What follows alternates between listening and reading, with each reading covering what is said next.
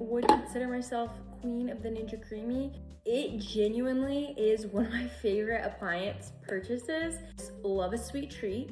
And if you love a sweet treat but you want it to be healthy and not full of a million ingredients, then I'm gonna show you the trick. So this is what I have found to be the absolute best that has worked pretty much every time. So first of all, you're gonna need a liquid. Milk works better.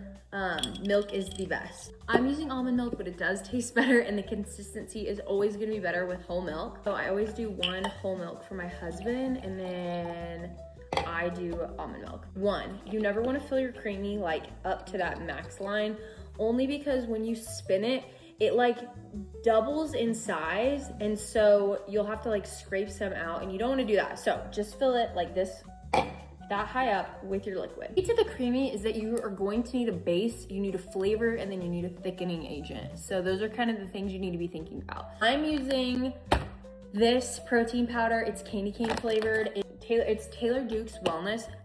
Taylor, I don't know what you put in this stuff, but it's freaking good. Actually, I do know what you put in it because it only has a few ingredients.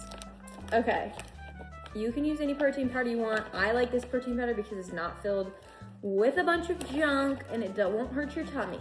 I do like half a scoop of the protein powder.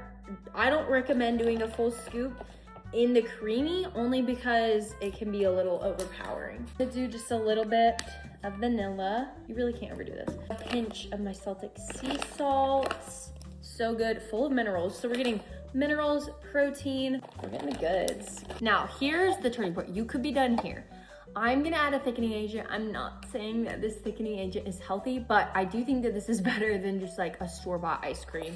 If you care about health, I'm going in with a little bit of Jell-O mix, okay? This is going to make it thick. I do like half a tablespoon.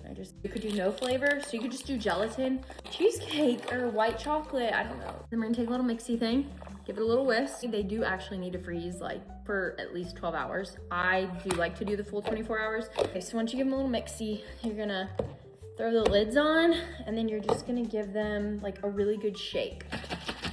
Okay, now they're done, and these are gonna go in the freezer.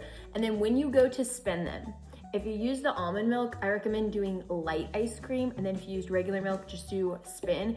And then you spin it, it's gonna be very powdery. You're gonna push it down with the spoon, add a little splash of cream or milk or almond milk. And then put in dark chocolate chips or cacao nibs. And then you're gonna respin. And then it is going to be the most gorgeous ice creamy texture, and you are going to be astounded at how delicious it is.